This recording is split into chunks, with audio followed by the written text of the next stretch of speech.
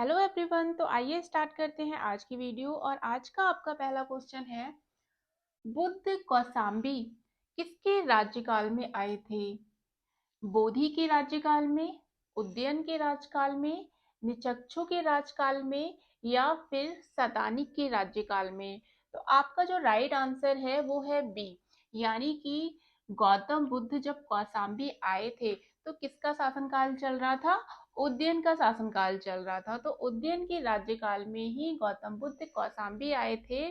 और जब गौतम बुद्ध कौसाम्बी आए थे तो जो ये उदयन है, इन्होंने भारद्वाज नामक व्यक्ति के प्रभाव में आकर बौद्ध धर्म ग्रहण कर लिया था।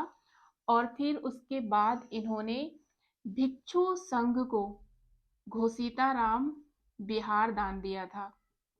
कौन सा बिहार? घोसीताराम बिहार बौद्ध भिक्षुकों को दान दिया था। ठीक है, तो इसका जो राइट आंसर है वो है बी। इसके बाद आपका अगला क्वेश्चन है, गौतम बुद्ध की मृत्यु के बाद प्रथम बौद्ध संगीति की अध्यक्षता किसने की थी? महाकश्यप द्वारा, धर्मसेन द्वारा, अजातशत्रु द्वारा, या फिर नागसेन द्वारा?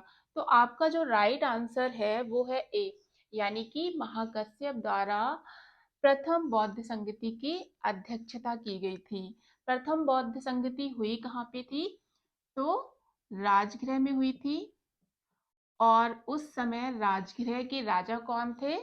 तो अजातशत्रु थे। ठीक है, लेकिन इसमें क्या पूछा गया है कि अध्यक्षता किसने की है? तो प्रथम बौद्ध संगीति की अध्यक्षता किसने की थी? महाकश्यप ने की थी। ठीक है, और ये हुई कब थी? तो 483 ईसा पूर्व में। ओके, इसके बाद आपका अगला क्वेश्चन है, सप्तपर्णी गुफा कहाँ स्थित है? सांची में, नालंदा में, राजगृह में, या फिर पावापुरी में? तो आपका जो राइट आंसर है वो है सी, यानी कि राजगृह में। ये जो प्रथम बौद्ध संगति हुई राजगृह में, ये कहाँ पे हुई थी?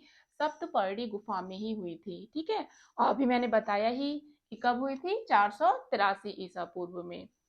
इसके बाद आपका अगला क्वेश्चन है, द्वितीय बौद्ध संगति किस स्थान पर हुई? राजगृह में, वैशाली में, पाटलिपुत्र में, या फिर कुंडलवन में? तो आपका जो राइट आंसर है वो है बी। द्वितीय बौद्ध संगति कहाँ पे हुई है? वैशाली में हुई है। और कब हुई है? 383 ईसा पूर्व में। ठीक है, और उस समय वैशाली के राजा कौन थे? तो कालाशोक थे। तो कालाशोक के शासनकाल में द्वितीय बौद्ध संगति वैशाली में हुई थी। इसके बाद आपका अगला क्वेश्चन है, कौन सी बौद्ध संगति कश्मीर में हुई है? प्रथम बौद्ध संगति, द्वितीय बौद्ध संगति, तृतीय बौद्ध संगति, या फिर चतुर्थ बौद्ध संगति? तो आपका जो राइट आंसर है वो है डी, यानी कि चौथी बौद्ध संगति कहाँ पे हुई है? कश्मीर, कुंडलवन में हुई है। बाकी जो तीन बौद्ध संगति हैं, चाहे वो प्रथम हो, चाहे द्वितीय हो, चाहे फिर तृतीय हो, तीनों की तीनों बौद्ध संगति किस स्थान पर हुई है? बिहार में हुई है। केवल चौथी बौद्ध संगति ही ऐसी संगति है जो कश्मीर में हुई है। तो इसका जो राइट आंसर है वो है डी। इसके बाद आपका अगला क्वेश्चन है, अशोक के शासनकाल में कौन सी बौद्ध संगति हुई? प्रथम, द्वितीय, तृतीय, या फिर इनमें से कोई नहीं? तो आपका जो राइट आंसर है वो है सी, यानी कि तृतीय। तो तीसरी बौद्ध संगति अशोक के शासनकाल में हुई। और कहाँ पे हुई थी? तो पाटलिपुत्र में हुई थी। और हुई कब थी? तो 273 ईसा पूर्व में। ओके, तो इसका राइट आंसर सी है। इसके बाद आपका अगला क्वेश्चन है, कनिष्क के शासनकाल में बौद्ध सभा किस नगर में आयोजित की गई थी? तो आपके पास चार ऑप्शन है, मगध में, पाटलिपुत्र में, कश्मीर में, या फिर राजगृह में? तो आपका जो राइट आंसर है वो है सी, यानी कि कश्मीर में। तो कनिष्क के शासनकाल में बौद्ध सभा किस नगर में आयोजित की गई थी? तो कश्मीर में आयोजित की गई थी। और कब की गई थी? तो 102 ईस्वी में। ठीक है, बाकी जितनी भी बौद्ध संगति हुई वो सारी की सारी बिहार में हुई थी।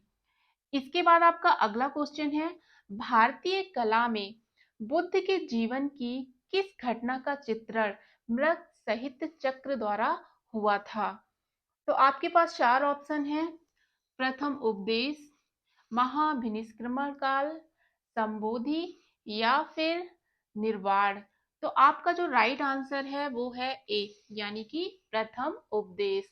तो भारतीय कला में बुद्ध के प्रथम उपदेश की घटना का चित्रण मृग सहित चक्र द्वारा हुआ था। क्यों? क्योंकि गौतम बुद्ध ने अपना पहला उपदेश कहाँ पे दिया था? राजगृह में दिया था।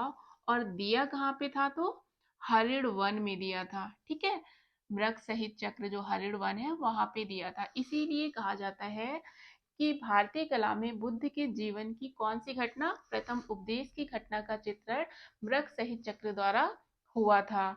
इसके बाद आपका अगला क्वेश्चन है, बौद्ध धर्म का विभाजन किस बौद्ध संगति में हुआ था? प्रथम बौद्ध संगति में, द्वितीय बौद्ध संगति में, तृतीय बौद्ध संगति में या फिर चतुर्थ बौद्ध संगति में? तो आपका जो राइट आंसर है वो है डी, यानी कि चौथी बौद्ध संगति में बौद्ध धर्म का विभाजन हो गया था। और कौन सी शाखा में? हीनयान और महायान में। ठीक है, कौन? हीनयान और महायान शाखा में बौद्ध धर्म विभाजित हो गया था।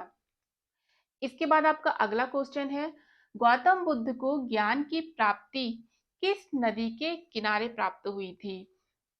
ऋजुपालिका नदी के किनारे, निरंजना नदी के किनारे, परुसड़ी नदी के किनारे या फिर इनमें से कोई नहीं? तो आपका जो राइट आंसर है वो है बी, यानी कि निरंजना नदी के किनारे ही गौतम बुद्ध को ज्ञान की प्राप्ति हुई थी। और कब हुई थी? 35 वर्ष की अवस्था में। 29 वर्ष की अवस्था में इन्होंने गृह त्याग किया था और 6 वर्ष की कठोर तपस्या के बाद 35 वर्ष की अवस्था में उन्हें ज्ञान की प्राप्ति हो गई थी। कौन सी नदी के किनारे? निरंजना नदी के किनारे। कौन से वृक्ष के नीचे? पीपल के वृक्ष के नीचे। ठीक है, और वैशाख पूर्णिमा के दिन। तो राइट आंसर इसका बी है। इसके बाद आपका अगला क्वेश्चन है, गौतम बुद्ध की माता का क्या नाम था? महामाया, गौतमी, यशोधरा या फिर इनमें से कोई नहीं? तो आपका जो राइट आंसर है वो है ए, यानी कि महामाया गौतम बुद्ध की माता का नाम था। गौतमी कौन थी? उनकी मौसी थी, क्योंकि गौतम बुद्ध के जन्म के समय ही इनकी माता महामाया का निधन हो गया था। तो इनका जो पालन पोषण किया था वो उनकी मौसी गौतमी ने किया था। तो इनकी मौसी का नाम गौतमी था और इनकी पत्नी का नाम क्या था? यशोधरा था।